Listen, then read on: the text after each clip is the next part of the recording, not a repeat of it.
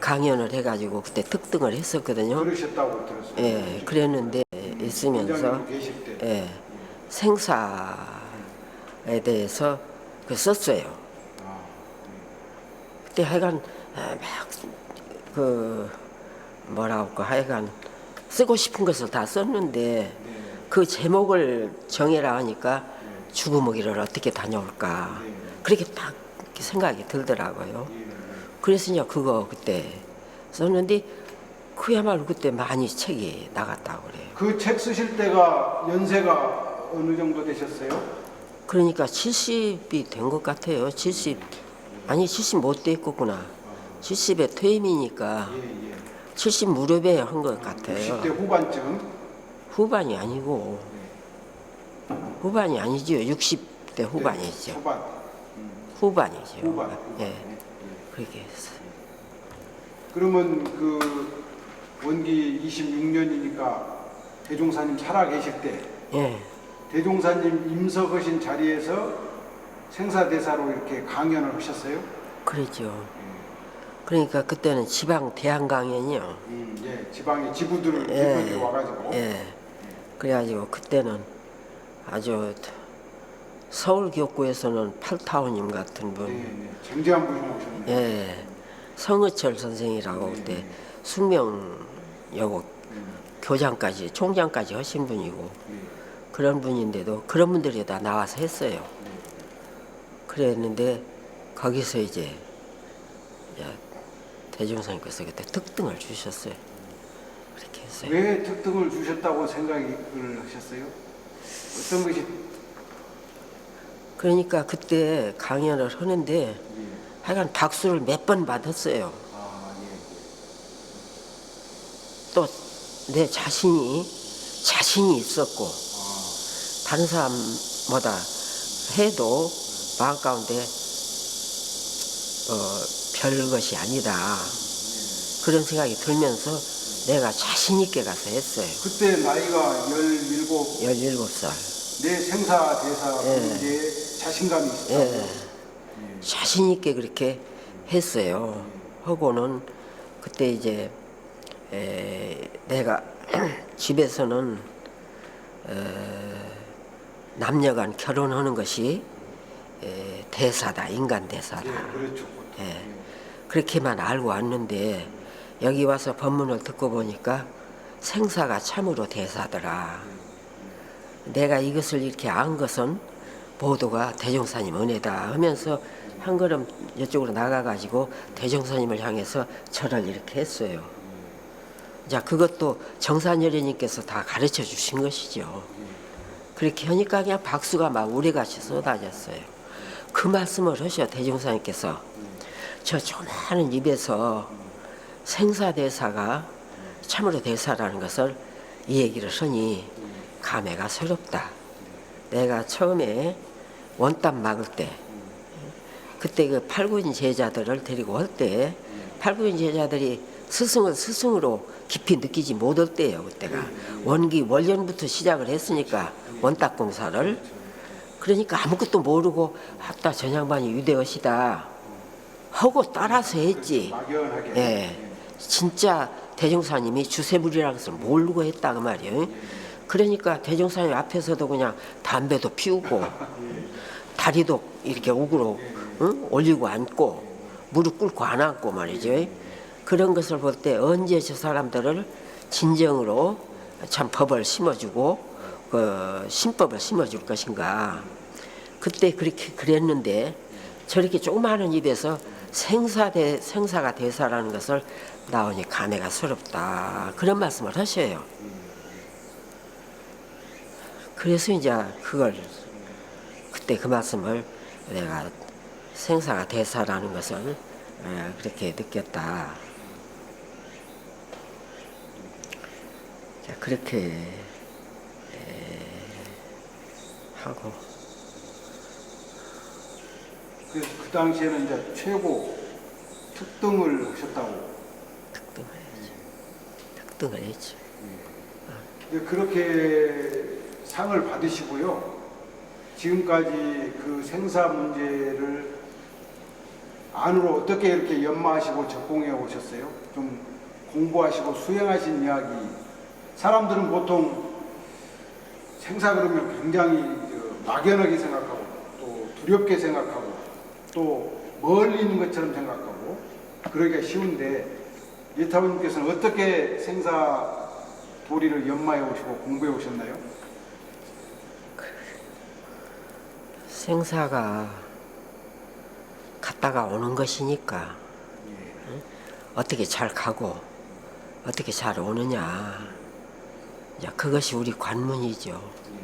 이제 그러도록 염원을 드리고 이제 기도하면서 그러면서 이제 정진하고 이제 그러죠. 이게 어떻게 잘 갔다가 올 것인가, 이제 그것이 우리 관문이에요. 말이야. 그러도록. 예타원님이 기도하는 어떤 이렇게 내용이라든가 어떻게 이렇게 늘 그런 기도를 하고 계세요? 기도는 이제 다 열애를 표준해서 다 열애가 되십시오. 이 세상에서 열애가 많이 배출되도록 해주시라고 법신불께나. 이제 그걸 염원을 자꾸 하고 또 그런 열애. 마음이 언제 때부터 이렇게 딱 그 하나가 되셨어요? 모든 사람이 열애가 되도록 해달라는 그런 기도가. 그게 아마 우리 법훈할 때부터 했던가, 하여간 옛날에 저쪽 앞채에서 살 때부터 내가 열애를 표준을 해가지고 이 빨래 세탁물을 내보내거든요. 빨래 해달라고. 세탁부 직원이 있었으니까. 근데 옷을 분별하기가 어렵잖아요. 니 옷, 내 옷. 근데 거기다가 여자를 썼어요. 내 표준을 말하자면 거기다 두는 동시에 내 옷 표시를 그렇게 했었어요.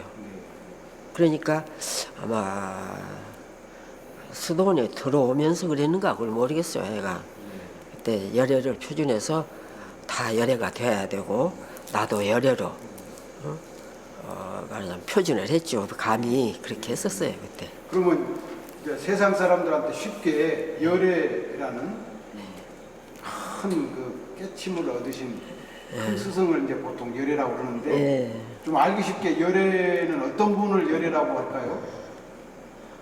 열애 표준을 이제 이렇게 해주십시오 하면서 나는 대각으로, 자비로, 대각, 자비, 자유로 자유. 그렇게 표준을 해서 열애로 말하자면 뭘 대각할까요? 예? 무엇을 대각을 해요? 진리를 대각하고 마음을 대각. 마음을 대각하고 진리를 대각하고. 크게 깨쳐야 자유는 뭐에 대한 자유일까요? 육도 자유, 육도를 자유. 생사 자유, 마음 자유. 그럼 이제 그 자유를 얻으려면 저희들이 이렇게 이제 젊었을 때 이렇게 살아보면 이렇게 본능이 있어가지고 그렇죠. 뭐 식욕도 있고 뭐 색욕도 그렇죠. 있고 명예욕도 있고 예. 재물욕도 있고 막 그러거든요. 예타원님은 욕심 없으셨어요? 없어요. 어떻게 욕심을 자유로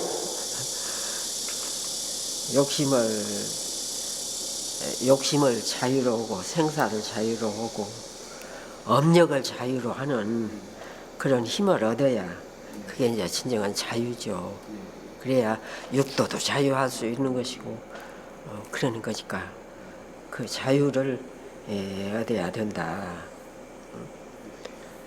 이제 그렇게 이제 열애를 표준하면서 자유다, 대각을 해야 된다.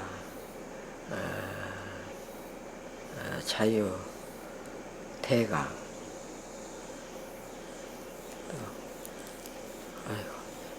제가요 업력이 좀 두터운 걸 느끼거든요. 예. 아 이제 이쁜 짓을 하는 사람은 그냥 이렇게 넘어가는데 아이 미운 짓을 하는 사람을 보고 미운 짓을 하는 어떤 그런 대상을 보면 아 저걸 좀 고쳐줘야 되겠고 바로줘야 되겠고 그게 안 되면 막 미워하는 마음도 나고 그러거든요. 예타원님은 어떻게 그런 고비를 넘으셨을까요? 처음에는 남의 허물을 보지 않는 걸로 보지 않는 걸로. 예, 보이는데 어떻게 안 보여? 안 봅니까? 보고도 이쪽으로 육신의 눈으로라도 이렇게 돌려봐 말이지.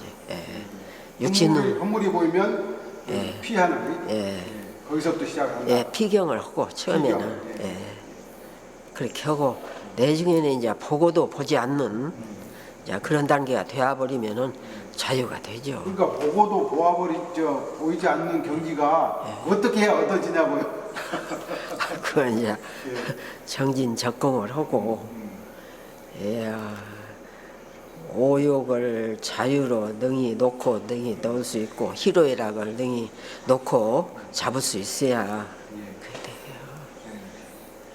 그러니까 보통 이제 중생들은 희로애락에 끌려다니는데 그렇죠.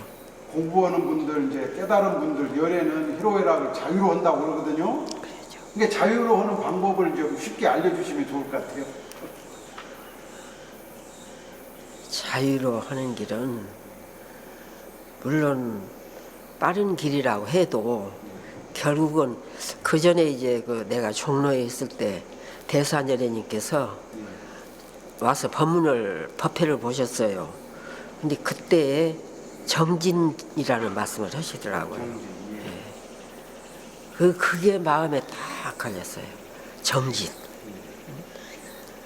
정진을 해야 업력도 소멸이 되고 자유도 얻고 정진. 그래서 내중에 그 삼동은 성리훈련 할 때도 대산연회님께서 말씀을 하나 내려주십시오. 무엇을 표준해서 할까 했더니 그때도 정진이라고 해주시더라고요. 정진이다. 그래서 저는 이제 그 대산연회님 그때 그 종로에서 하신 말씀, 정진이라는 말씀을 가슴에 딱 새겼었어요. 그때 정진이다. 그리고 우리가 법문을 듣고 훈련을 받을 때는 희열이 솟고 기쁘고 금방 그냥 무엇이라도 얻어질 것 같은데 돌아서면 며칠 지나면 또 그것이 다 없어진단 말이에요. 그래서 그러지 않도록 어떻게 훈련을 시킬 것인가. 정말로 그 기쁨과 희열, 그 마음이 계속하도록 할 수 있는 방법이 무엇인가. 그것이 훈련원에서 제가 그 숙제였고 그러도록 말하자면 훈련 방향을 잡아 나가도록 말하자면 힘을 썼고 그랬었어요. 그때 훈련생들을 어쨌든 이 훈련에 정말로 등력할 수 있도록 기도도 그렇게 했고 그랬었어요. 이제 정진의 방법이 대종사님이 일러주신 훈련법. 그러죠. 그 이제 일과 속에서 정진하시는 그 예타원님 독특한 방법이 계신가요? 독특한 방법은 없고 네. 옛날 처음에도 그랬고 처음부터 천일기도로 아니면은 또 그 끝나면 또 천일기도로 그래서 하루에 단 몇 분이라도 마음을 챙기고 진리와 연하고 내 본 마음을 챙기는 그 시간을 꼭 가졌어요. 천일기도로. 예, 천일기도로. 그러면 지금까지 천일기도를 몇 번이나 해오신 것 같습니까? 그렇게 그것이 몇 번이나 했는지 지금은 뭐 천일이니 만일이니 않고 그냥 계속해서 단 몇 분이라도 내 마음을 챙기고 부처님 진리와 연하는 그런 시간을 갖도록 노력을 하죠. 보통 연세로 보면 어느 몇 살 정도 때부터 그렇게 기도 생활이 시작된 것 같습니까? 대충. 그러니까 그때 훈련원부터서 그런 것 같아요. 훈련 있을 때부터. 삼동원. 예, 삼동원 아니 여기 훈련원. 훈련원. 훈련원에서 그때 한 5년 있다가 예. 삼동원으로 그때 갔었어요. 예. 그때가 이제 60대. 그래 60대인가 50대 넘어서인가. 대체로 50대. 예, 50대 그렇게 된 것 같으니.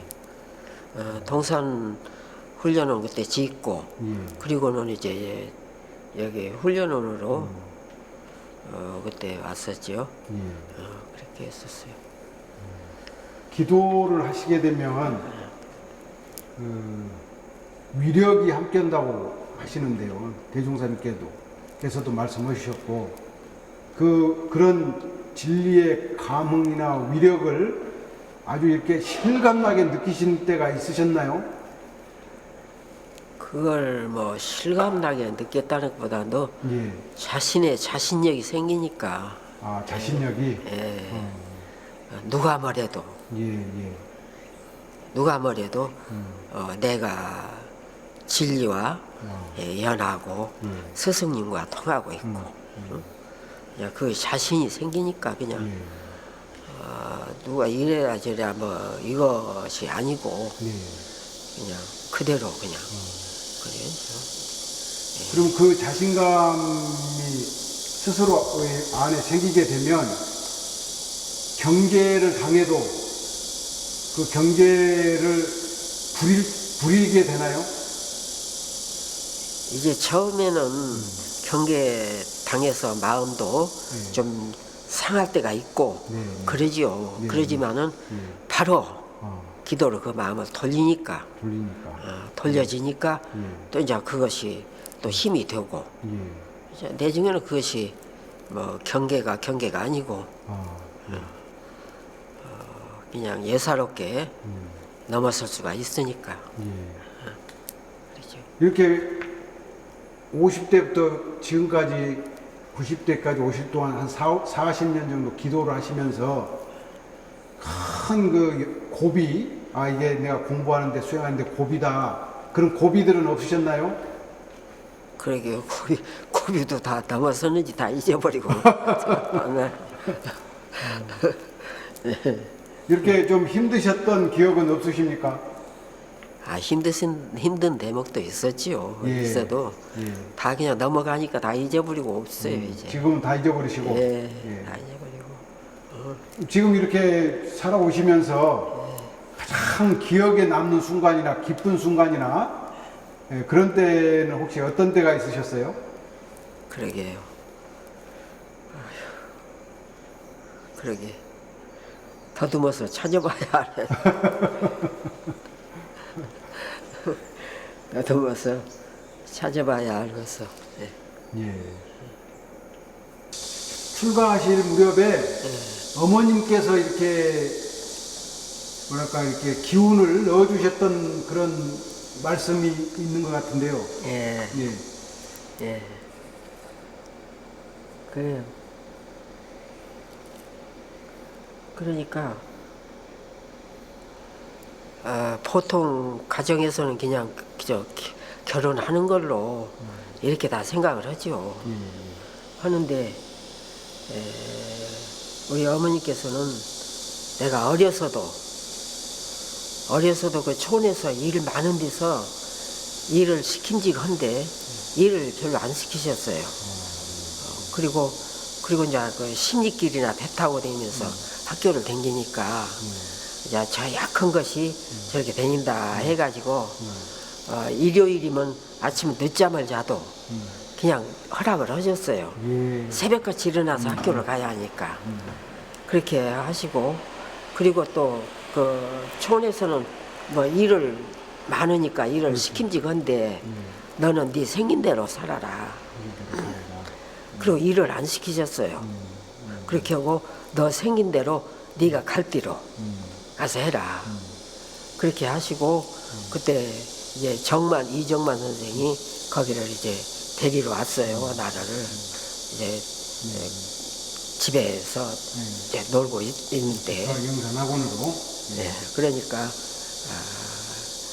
이제 정만세 데리러 오니까 네가 공부하고 싶으면은 공부할 때로 가서 네가 공부를 해라. 이제 그렇게 말하자면 공부하도록 이렇게 승낙도 하시고 밀어주신 것이죠. 그렇게 하시고 그 영산에서 공부한다든지 점심 한다는 데에 대해서 조금도 반대가 없었고 뭐 이래라 저래라가 없었어요. 그냥 의뢰이 네가 하고 싶으면 해라 하는 식으로 그렇게 밀어주었어요. 그러니까 그 시대에는 생각이 활짝 열리신 분이셨네요. 그렇게 하고 일체 나에 대해서 뭘 막는 일이 없었어요. 다 그냥 그대로 후원을 해주시고 그러셨지. 그랬어요. 그 어머니 생각이 가끔 나시나요? 그러게요. 어머님은 너무 고생만 많이 하시고 가셨다.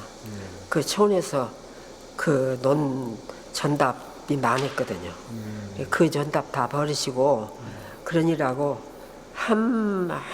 한때도 쉬는 때가 없었어요. 그렇게 고생만 하시고 그러고 가셨다. 조금도 노래가량 호강을 받는다든지 공양을 받는다든지 그것이 없이 그렇게 가셨어요. 그러니까 고생만 하시고 그렇게 가셨다. 살아 계실 때 좀 이렇게 공양을 해보신 기억이 있으셔요? 없지요. 출가하시고 나서. 예. 출가하고는 그냥 공부해가지고는 교무로 나가고 내가 그때 서울교무에 있을 때 서울교무에 있을 때 했으니까 언제 가서 뭐 공양해드리고 어쩌고 그런 또 그럴 줄도 모르고 그랬어요. 그렇게 하고 가셨죠. 또 하여간 옛날 우리는 집에 가는 것이 젊으시는 집에 안 가는 것이고 사가는 뭐 생각하지 않는 것이고 그러니까 여유가 있어도 집안에 뭐 써줄 그런 생각도 안 오고 돈 한 푼도 뭐 드린 적도 없고 그래요. 마음이 좀 한은 없으세요? 어머니에 대해서? 하여간 그때는 그랬으니까 그렇게 사는 것이 우리 젊으신이다 하고 살았으니까 그렇게 살았지만은 사실은 그게 너무 말하자면 부모에 대해서 조금 더 생각한 바가 없이 그렇게 너무 살았구나 하는 것은 생각을 해요. 좀 더 밥 한 끈이라도 대접도 해드리고 그래도 되는데 그걸 못 한 거예요. 그때로서는 다 그랬어요. 누구나 나뿐만이 아니고 다 그랬어요. 다음에 그 인연 만나시면 이제 효를 열심히 하셔야 되겠네요. 자, 당하는 대로 해야죠. 네. 당하는 대로 하고 그래야지. 그럼 이제 대종사님 말씀을 좀 여쭤볼게요.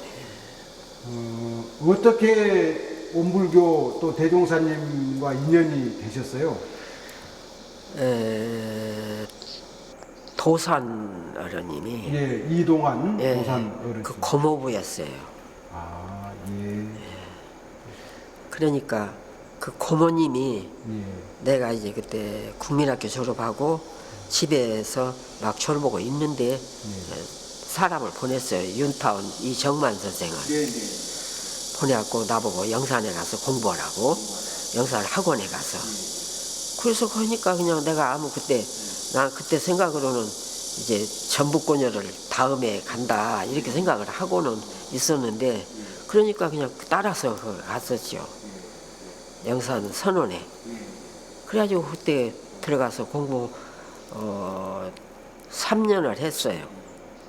하고는 이제 그 다음에는 이제 사무실로 나들 이제 그 서기 역할을 하라고 그러대요. 영산 사무소. 예.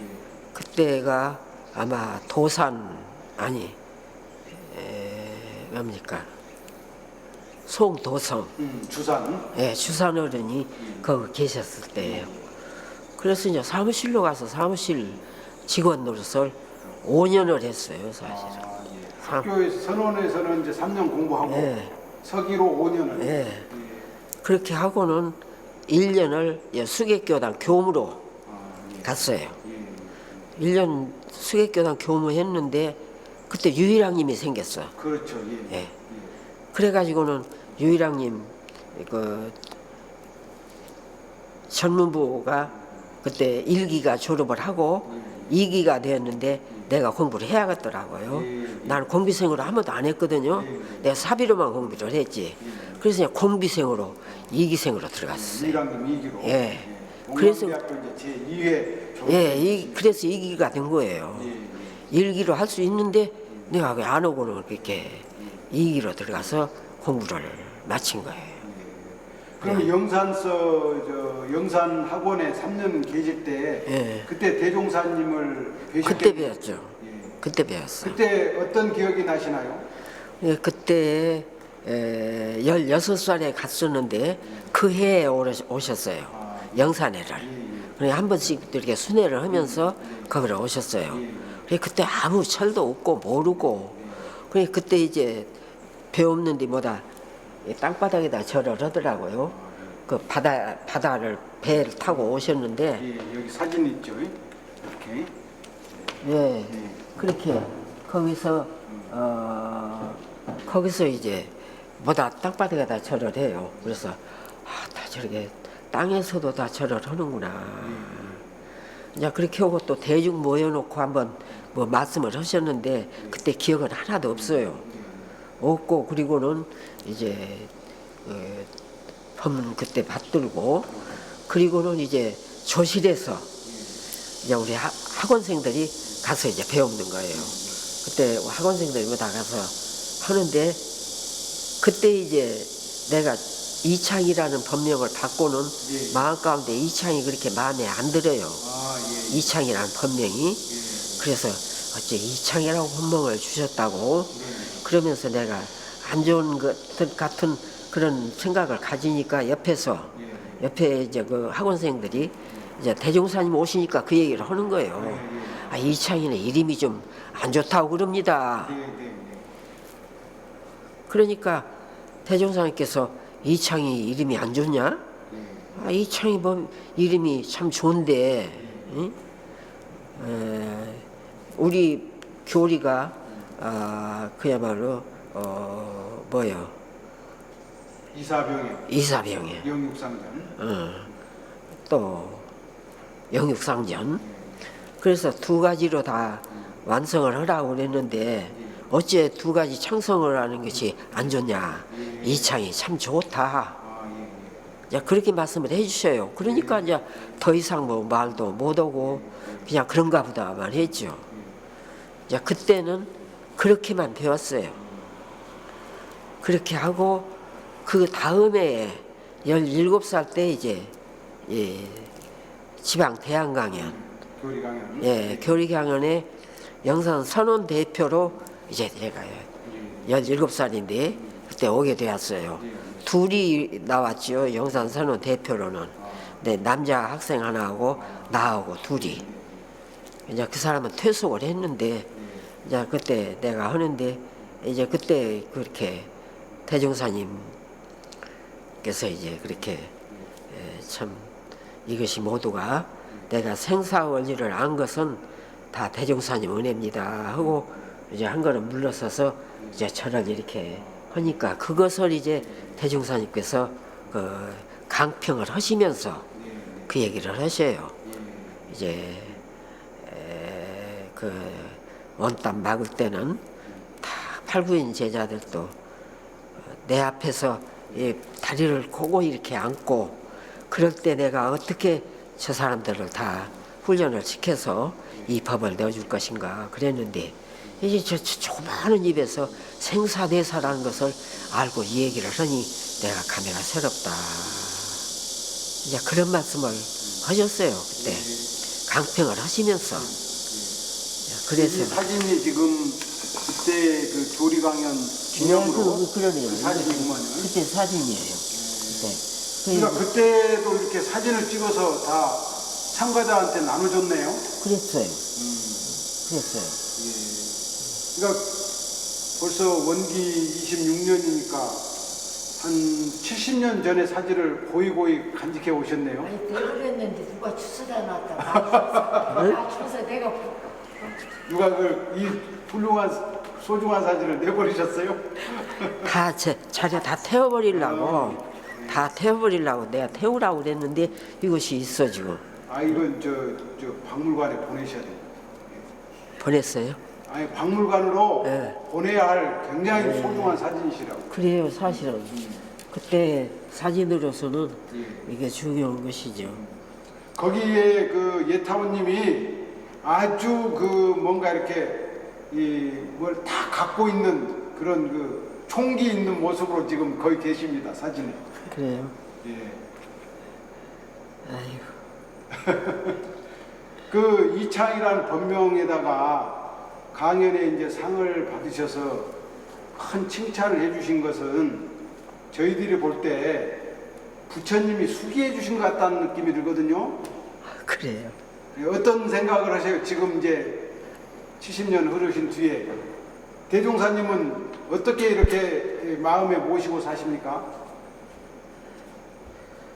대종사님은 우리가 말로 이러고 저러고 해도 다 미치지 못하고 참 평생을 모시고 영생을 모시고 살아도 그래도 다 하지 못하고 참 그런 어른이시다. 야.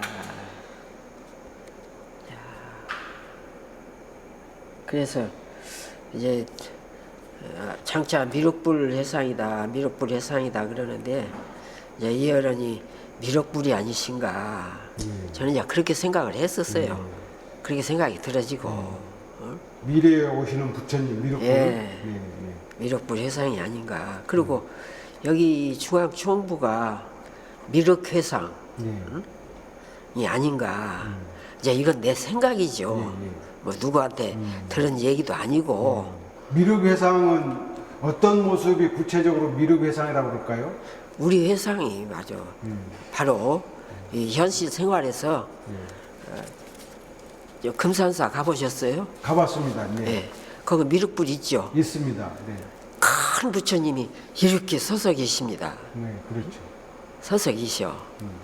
그래서 내가 그거 미륵불을 가서 배웠고는 거기 주지 스님을 만나서 이 미륵불을 여기다 모실 때 그때 무엇이냐 진표율사가 네.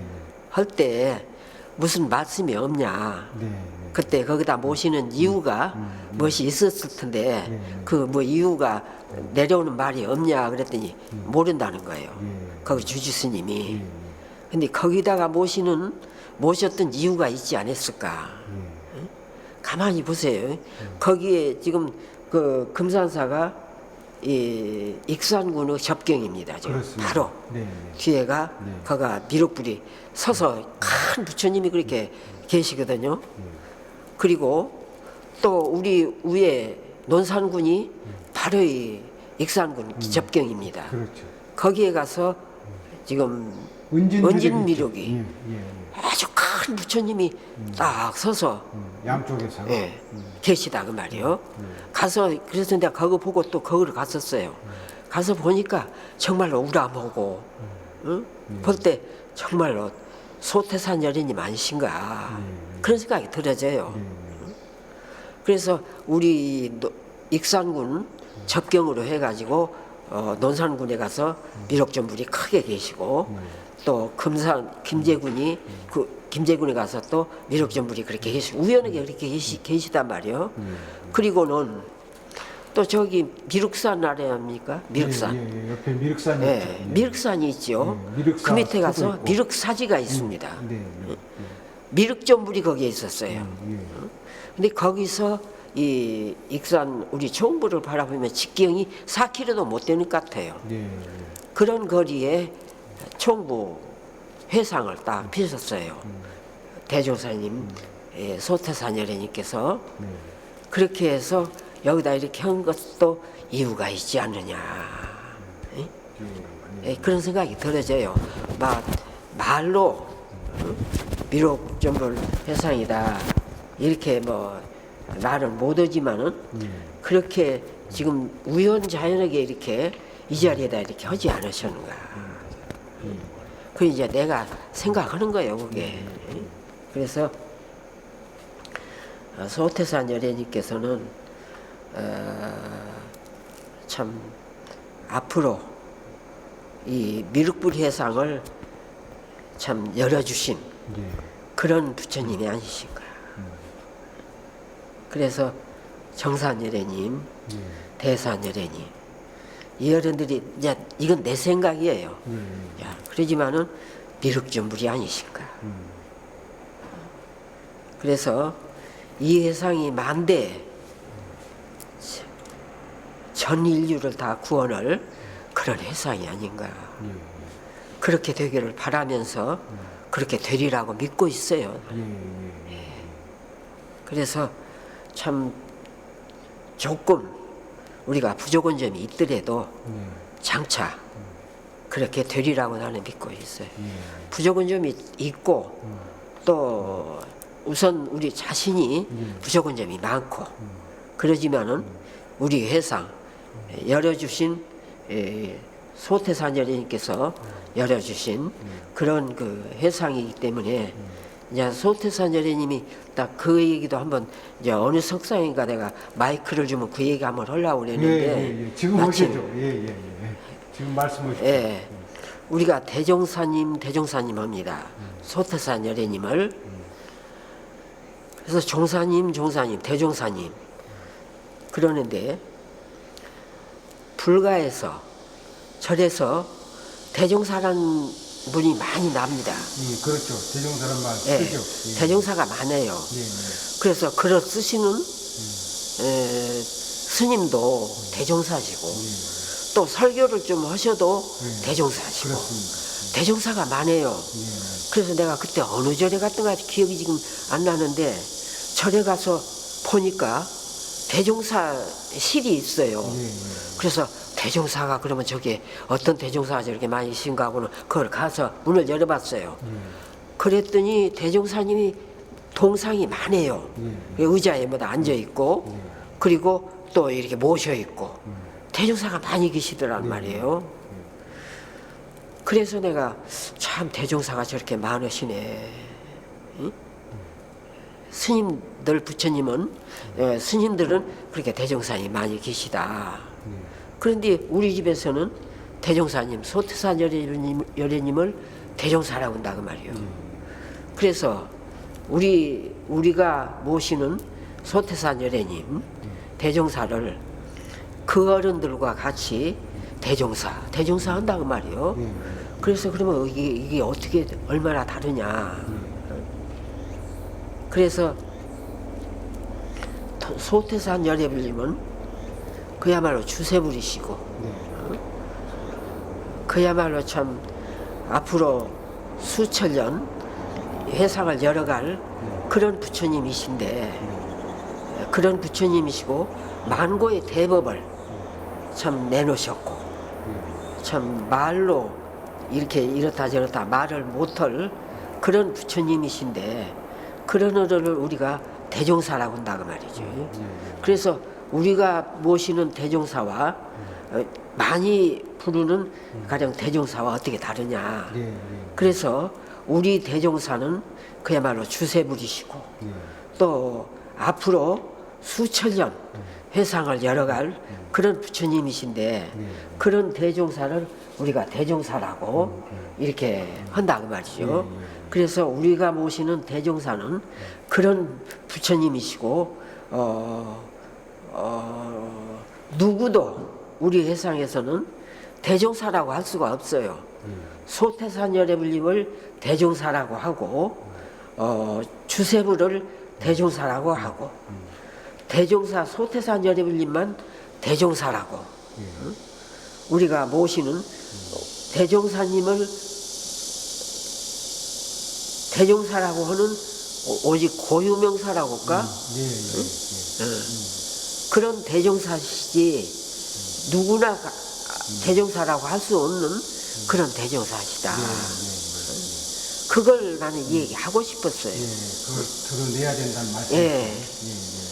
대종사님은 우리 회상에서는 누구도 대종사라고 할 수가 없고 또 오직 대종사님께만이 대종사라고 할 수가 있고 주세부리시고 앞으로 수만 년을 열어갈 그런 부처님을 우리가 소태산 여령님을 대종사라고 한다. 그걸 얘기하고 싶었어요. 그 이제 16살에 이렇게 직접 그 영산에서 뵙고 또 17살 때는 이제 강연에서 특등을 하셔서 이렇게 칭찬을 받으시고 그래서 마음에 이렇게 늘 모시고 사셨을 것 같아요. 그 소태산 대종사님이 이 열애신이라고 이렇게 확신하는 어떤 측면이 이러기 때문에 열애다. 내가 직접 모셨더니, 내가 배웠더니, 또 그분의 가르침을 내가 받았더니 이런 분이 이렇기 때문에 열애다. 그런 그 이렇게 큰 대목이 이렇게 마음에 남아 계신 게 있으실까요? 그거는 내가 그때 어려서도 배웠고 또 잠깐 배웠고 그러니까 배운 데에서 위대하시고 열애의 그 열애분의 열애로서 내가 확실히 열애시다고 할 수는 없어요. 짧았기 때문에 모신 예, 기간이. 짧기도 하고 네. 또 어떤 배운 그런 말하자면 열애님의 말하자면 실력을 내가 알아 배울 그런 기회가 없었어요. 기회가 없었으니까 그러고 그때 그렇게 배웠고 그리고는 이제 법으로 또 내가 법을 받들면서 참 열애님이시다. 내가 열애로 향해야겠다. 열애를 말하자면 꿈꿀 때 바로 이 열애이 열애시다. 이제 이렇게 느끼고 참 열애로 내가 생각이 들고 그래서 그러지 막 열애로 이렇게 배운 기간은 별로 없죠. 그러니까 이렇게 육신으로 이제 모셨던 대종사님으로부터 열애를 이렇게 느끼고 온 것보다는 그분의 가르침, 그분의 법을 통해서 느끼셨다고. 그러죠. 그러면 그 법 중에 이렇게 그냥 마음에 지금도 잊을 수 없는 대종사님의 가르침 법 제일 큰 특징은 어떤 것이 있을까요? 그것은 이제 우리가 이 생활 속에서 이렇게 세세하게 공부할 수 있도록 열애가 될 수 있도록 다 해놓으신 거. 생활 속에서 그리고 또 정산열애님이 그 법을 받아서 또 그대로 전하시고 대산열애님께서 또 받아서 하시면서 다 그 어른들이 열애행을 하시니까 대산열애님께서 조불 작업을 다 하셔가지고 다 법의를 다 올려놓으시고 그런 것들이 모두가 다 이 열애 회상이 아니고는 이렇게 할 수가 없는 일이니까 대종사님께서 참 열애시기 때문에 열애님들이 다 나오셨고 열애를 다 참 조불 작업을 다 하시고 그리고 법이 하나하나가 다 열애가 될 수 있도록 다 해놓으셨고 누구나 다 열애가 될 수 있게 그 공급기를 그래서 그 전에 대산열애님께서 그 조불 작업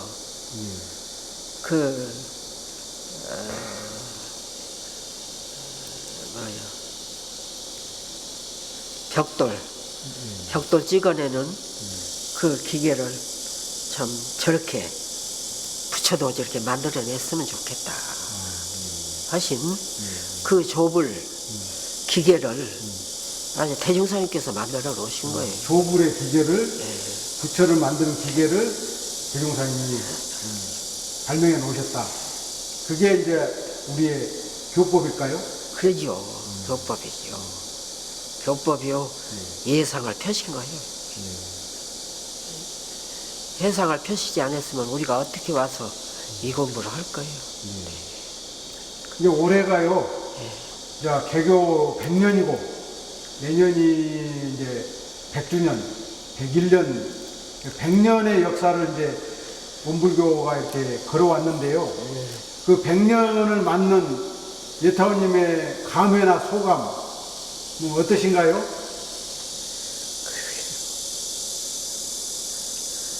그러게요. 100년을 이제 우리 회상을 그만큼 믿어지고 우리 회상을 그만큼 믿고 그리고 앞으로도 이 회상이 또 천년 말년 결국 이렇게 수만 조불장을 하면서 수만 생명을 다 구제하면서 그렇게 나갈 것이다 하는 믿음이 더 확실해지고 든든해지고 그렇죠. 미래가 양양할 거다. 그 확신은 어떻게 해서 그렇게 확신하고 계세요? 그러게요. 그게 하여간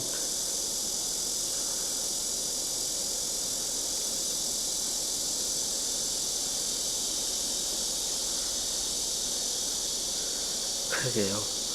우리가 다 조불 작업을 하고 있으니까 그게 분명한 것이고 예타우님도 평생 조불 작업 해오셨죠? 그러게요. 다 미급하죠. 미급해. 해오셨는데 미급하세요? 그러죠. 왜 그렇게 느끼세요? 그러게요. 미급하죠. 대체. 해도 다 미급하니까. 해도 예. 이제 이 16세 소녀가 이제 생사를 파도로 딱 걸으셨고 평생 이제 그 생사도리를 연마해 오셔서 베스트셀러 책도 쓰셨는데 이제 이 90 넘으셔서 세상 사람들한테 이 생사가 뭔지를 간단하게 쉽게 좀 다 기억나게 말씀해 주시면 어떨까요? 그러게요. 다 있는 소린데 네. 생사는 가고 오는 것이니까 잘 가고 잘 오면 되는 거예요. 잘 가면 돼. 어떻게 해야 잘 가는지.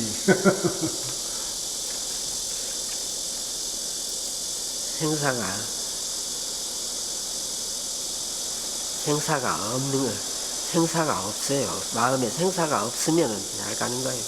마음에 생사가 없으면 잘 가는 거다. 예. 그럼 지금 늘 그렇게 사시겠죠? 살려고 노력을 하죠. 살려고. 예. 예. 평생 이렇게 이제 이 회사에 오셔서 살아오셨는데 이렇게 이제 막 그 전무 출신 하려고 교무 되려고 막 들어오는 젊은 후진들 보시면 무슨 생각이 나시는가요? 장하다. 장하다. 너희들이 고비만 잘 넘겨라. 예. 다 살아가는데 고비는 있는 것이니까 많은 그야말로 참 투쟁을 거쳐서 그걸 넘어서야 그래야 이제 탄탄대로를 걸어가지 언덕이 없거든요. 고비 넘는 비결 한 가지만 알려주시면. 대종사님을 주세불로 믿고 대종사님을 우리 영생을 책임져 줄 어른이다 하고 믿으면 돼요. 믿으면. 믿고 나가면 돼요. 믿고. 요즘에 이렇게 예타우님 가끔 찾아오는 젊은 여자 교무들 보시면 무슨 말씀을 주로 해주세요? 그래, 너희가 하여간 잘 들어왔다. 잘 들어왔다. 너가 어떻게 그런 눈이 뜨였느냐. 이 세상을 알아보는 눈이 어떻게 뜨였느냐. 참 눈이 밝다. 그래, 산은 첩첩이니까 그 산만 잘 넘어라. 산은 있는 거예요. 넘어서서 저 봉 위에 가서 서 뒤 돌아보면 아무것도 아니지만은 가기까지는 첩첩이에요. 첩첩.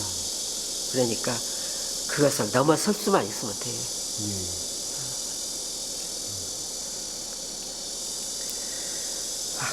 그래요.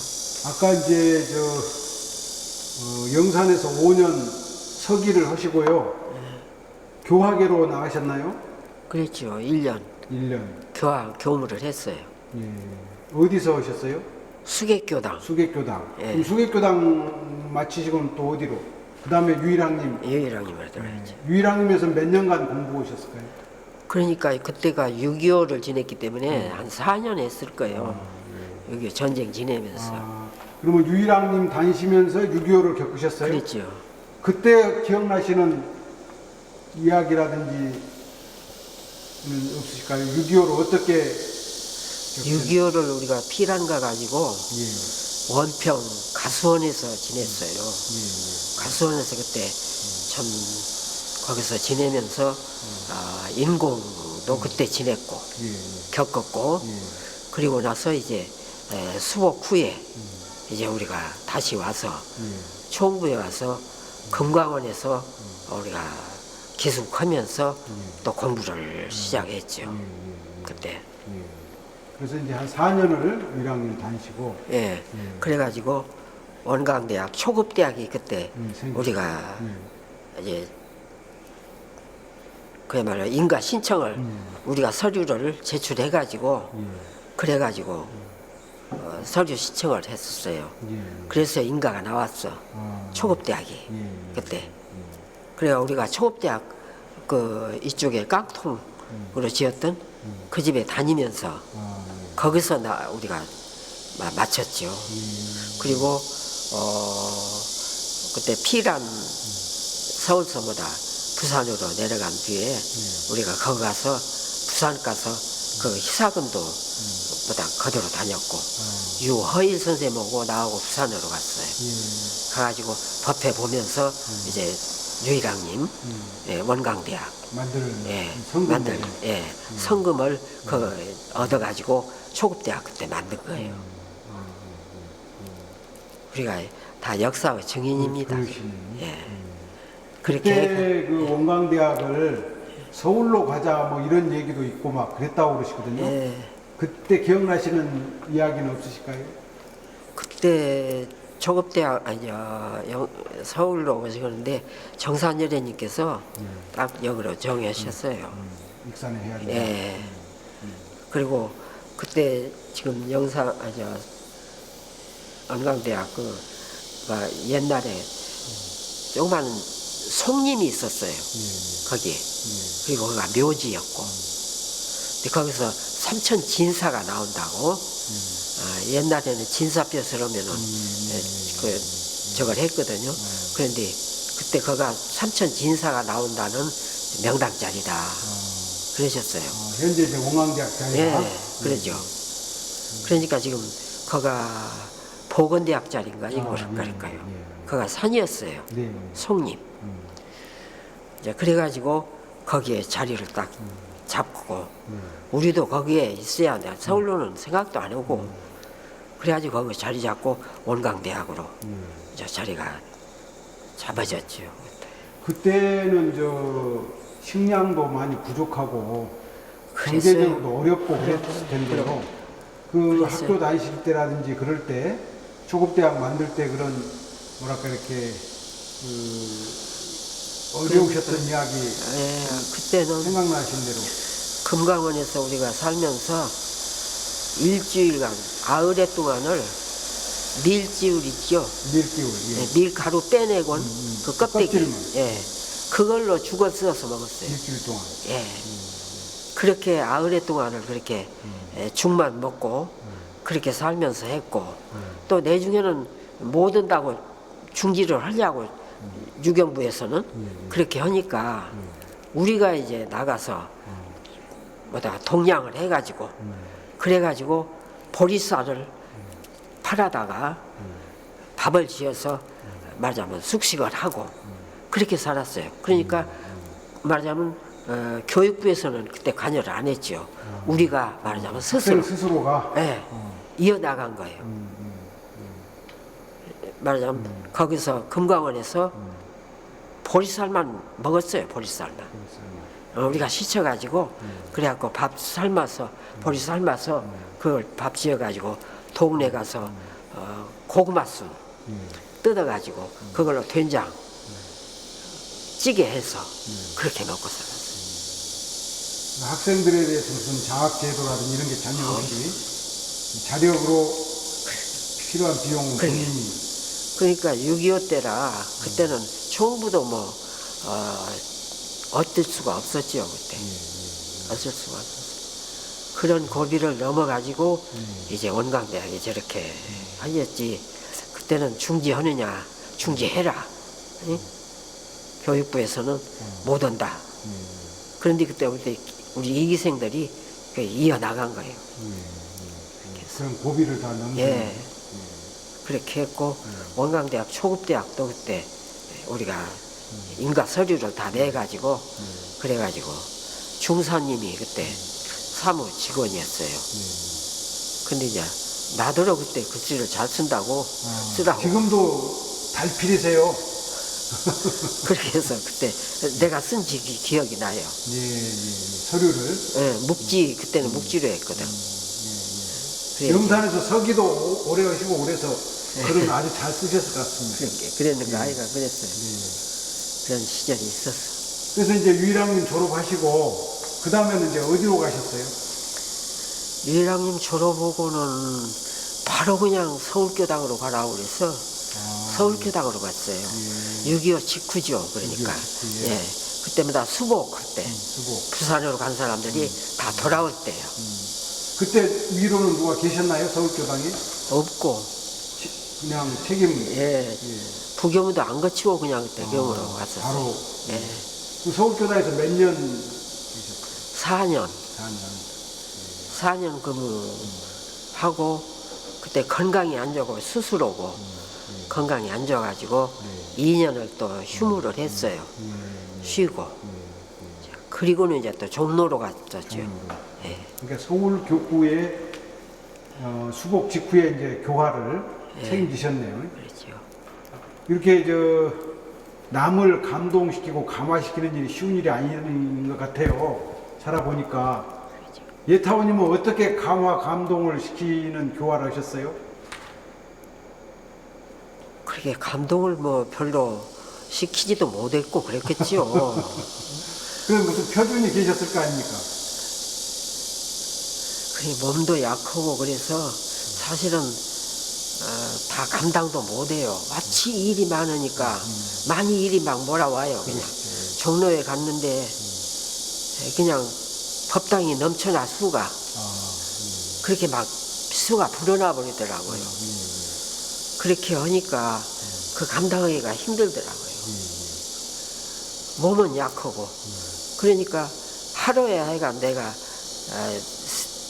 4건 5건을 맡아서 맞아면 진행을 하고 보면은 나중에 저녁에는 그냥 지쳐가지고 못 오겠어요. 그러면 법당에 가서 이 자복을 이렇게 하고는 그 밑에 가서 사람들 안 보이는 데에 가서 누워서 쉬고 그렇게 일이 많아서? 예, 일이 많아서 일복을 탄 사람이다. 야 그래. 일을 안 한 것 같지만은 가는 데마다 일은 많아. 일이 많아. 그렇게 해서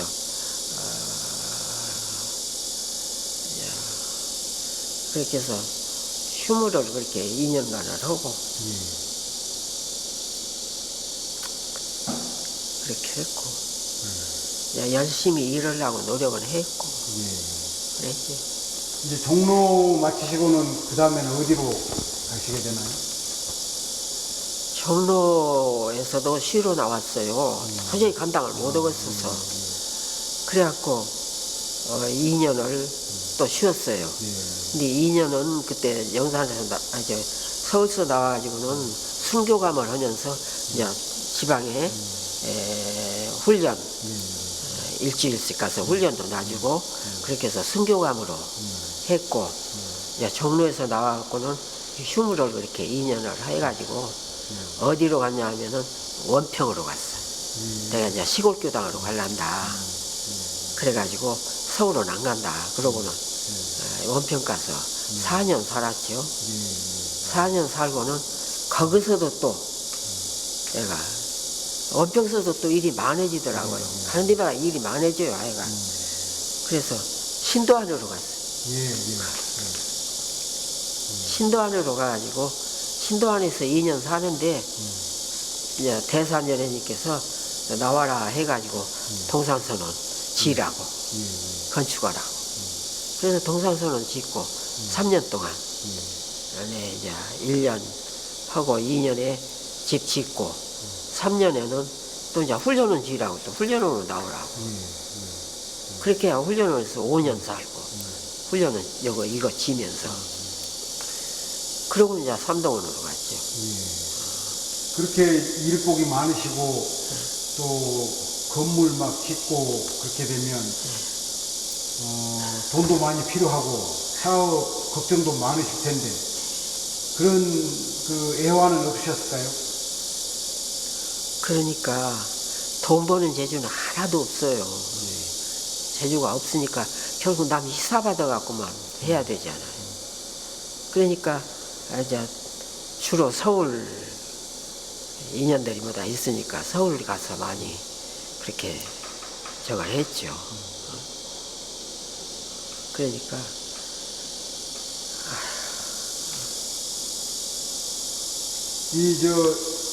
그 일을 하시면서 만나셨던 인연들 가운데 이렇게 기억나시는 인연 혹시 계실까요? 제가 출가간에 그냥 제일 큰 인연이 김명환 씨. 종록교당에 종록교당에서 인연이 되었는데 이제 그런에게 동산선언 지면서 이제 가서 막 저것도 안 했는데 동산선언 그때 기공식을 했었어요. 그 법당을 지으려고 하면서 근데 그분이 거기로 와가지고 거기를 참석을 했어 기공식을. 그러는데 돈을 그때 누구한테마다 번 것이 돈 100만 원밖에 없었어요. 그래서 돈이 얼마나 되느냐 그래서 돈 100만 원이 있다. 그 소리를 듣고 그분이 가가지고 자기 영감님 수산 이철원 회장님을 조른 거예요. 저렇게 일을 하려고 하는데 돈 100만 원밖에 없다. 그러니 여기서 좀 해줘야지 어쩌겠냐. 그렇게 그냥 막 사정을 해가지고 그래가지고 그 수사님이 마음이 감동이 되어가지고 돈을 1000만 원을 해준 거예요. 그래 1000만 원을 받아놓으니까 뭐 교단이 떠들썩했어요. 그때까지 누가 1000만 원 하는 사람이 없는데 1000만 원을 현금으로 내주니까. 그래가지고 구타원 종사님께서 우리 교단에 1000만 원 이렇게 현금으로 내는 사람은 없다 이제까지. 그런데 이렇게 1000만 원을 내놨으니 참으로 장하다. 그때 그러셨어요. 그래가지고 이제 무난하게 아무 걱정 없이 그냥 그 집을 지어버렸죠. 예타원님의 뭔가 이렇게 법력의 힘이 아니었을까요? 교단 운이죠 그게. 교단 운이요. 교단 운으로 돼야지. 그게 어째 나는 아무 능력도 없고 누구한테 가서 돈 좀 내놓으라고 말도 못하고 그러는데 그렇게 돈을 주니까 말이죠. 그게 교단 운이 아니고는 그게 될 수가 없어요. 이제 물론 기도야 하지만은 자, 기도 위력이 나타나서 그런지는 모르지만은 야, 그 일을 해야겠다는 그 일념 그것이지 아무 능력이 없어요. 그런데 자, 그렇게 되어지는 거 보면 교단은 운이에요. 좀 이제 이야기를 바꿔서요. 지금 이제 세상이 갈수록 이렇게 과학문명이 발달돼 가지고 좋은 면도 많지만은 그 뭐랄까 사로잡혀서 노예 생활로 그래서 지금 세상 사람들이 아이고 힘들다 이렇게 생각하는 사람도 많은 것 같아요. 그런 세상 분들한테 예타원님께서 좀 이렇게 위로가 될 수 있는 말씀 좀 해주시면 어떨까요? 그래요. 그냥 마음만 열어버리면 되는데 응? 열어버리면 한 생각 돌려버리면 돼요. 되는데 그것이 안 열리니까 또 모르니까 이런 법이 있는 줄도 모르고 이런 성인이 다녀간 줄도 모르고 있으니까 그래요. 인연이 닿아서 그 길만 열려버리면은 다 열려. 그러니까 우리가 첫째는 우리가 널리 이 법을 전에 알리는 데 노력을 해야 되고, 복이 있는 사람 같으면 바로 문이 열릴 것이고, 복이 없으면 터덕거리고. 그러니까 우리가 할 일은 그 사람들에게 어떻게 이 법을 알려서 그 마음을 열어주느냐. 야, 그것이 우리가 큰 숙제고 과제입니다. 저희가 널리 알려야 할 책임이. 아까 말씀 중에 조금 우리 원불교가 좀 아쉽고 부족한 면도 좀 있지 않냐 그런 말씀 하셨거든요. 좀 그 부족한 면은 어떤 것이고 어떻게 해결하면 좋을까요? 마음이 열려버리면 되는데 마음이 닫혀 있으니까 그래요. 닫혀 있으니까. 응? 누가 뭐라 해도 태종사님, 소태산 여래님은 소태산 여래님이시고, 응? 소태산 여래님께서 내놓으신 법은 법이니까 우리가 죽어도 살아도 이 법으로, 응? 그 여래님으로, 응?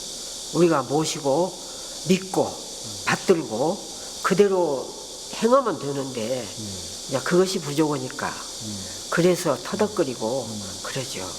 믿고 행하는 것이 부족하니까 부족하다. 그러니까 마음만 이렇게 열어버리면 되는데 마음이 안 열리니까 그래요. 마음을 열려면 좀 이렇게 알기 쉬운 가르침이나 큰 어른이 계셔야 되지 않을까요? 일시에 누가 이렇게 확 열어줄 수는 없는 것이고, 스스로 마음을 놓지 않고 믿음이 그대로 계속되면은, 믿음만 계속되면은 언니간에 열려요. 믿음이 끝이지 않고 믿음이 시들지 않으면은 돼요. 믿음이 시들지 않으면 열릴 거다. 예타원님은 무엇을 소유로 내 것으로 삼고 살아가세요?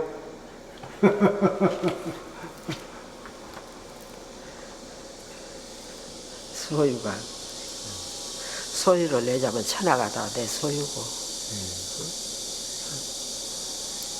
또 던져버리면 또 아무것도 무고, 그래. 던질 것이 있으세요? 던질 것이 있기도 하고, 있기도 하고, 없기도 하고. 없기도 하고. 있는 건 뭐고 없는 건 뭡니까? 있는 것은 있는 것이고, 없는 것은 없는 것이고. 있는 건 있는 것이고 없는 건 없는 것이고.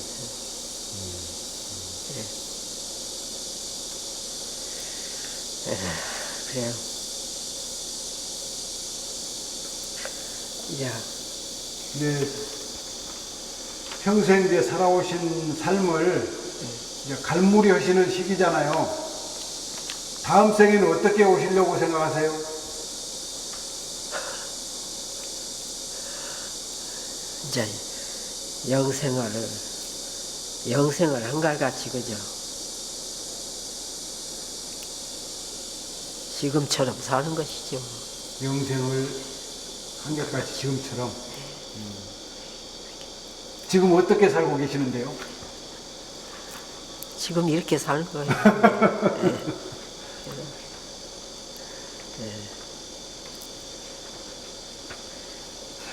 뭐다. 하여간 우리 회상이 장차 그야말로 참 다 열애로,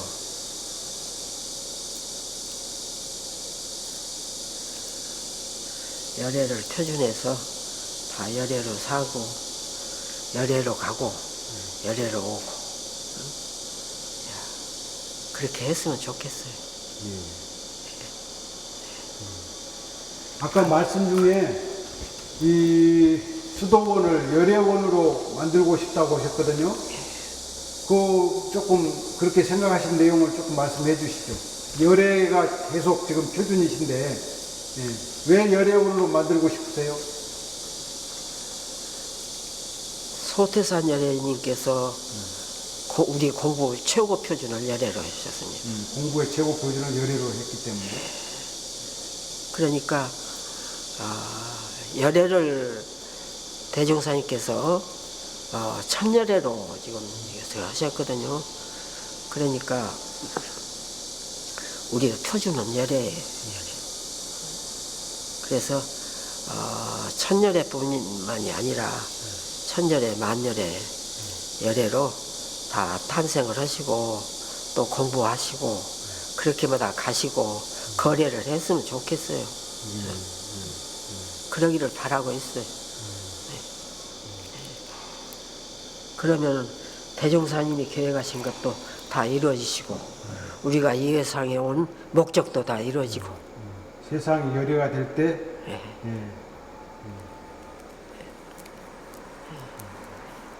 그렇게 되기를 바라고 있습니다.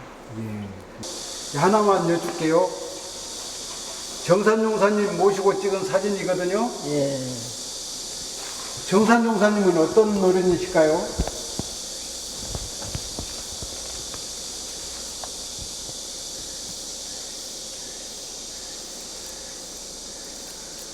정산열애님, 어려운 교단에 어려운 고비를 넘기시러 오신 어른이시여. 어려운 고비를. 그때 일정 어려운 때 해방 그 무렵 그때를 살으셨거든요. 그리고 교단이 그때 어려울 때인데 그 고비를 다 넘기셨어요. 고비를. 어려운 도수를 넘기시러 오신 어른이시여. 그때는 참 부처님을 부처님으로 다 알지도 못하는 시대에 우리 눈도 열리지 않을 때 그때 오셔가지고 세상이 다 이렇게 막힐 때 그 기운을 다 틀고 가셨는 거예요. 그래서 삼동윤리 설하시고 하셨거든요. 삼동윤리가 세상을 다 막힌 것을 터놓고 가신 거예요. 그래서 교단도 그렇고 세계도 그렇고 이 세상 이 삼동윤리로 이 사상의 울도 다 터버리고 지금 안 터 있지만은 장차는 트일 거예요 결국은. 대산열애님은 구공이라고 했거든요. 공산주의까지도 다 근절하고. 그렇게 다 터놓고 가신 어른이시죠. 그런데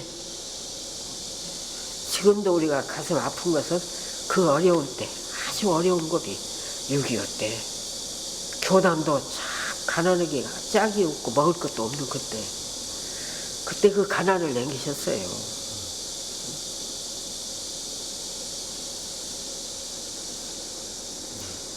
그래서 교단의 어려운 고비를 넘기러 오신 어른이시다.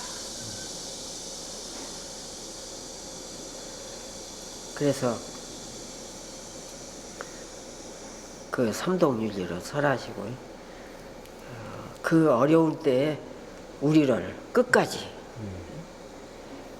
그 마음이 식지 않도록 다 심어주시고 이끌어주시고 그 6.25를 지내고 나서 이제 참 그러니 병이 드셔가지고 결국 가셨죠. 그 고비 넘기시면서 중병이 드셨네요.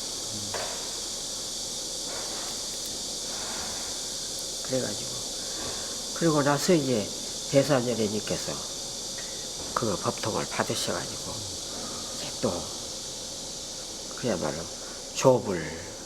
조사를 다 하셨지. 그래.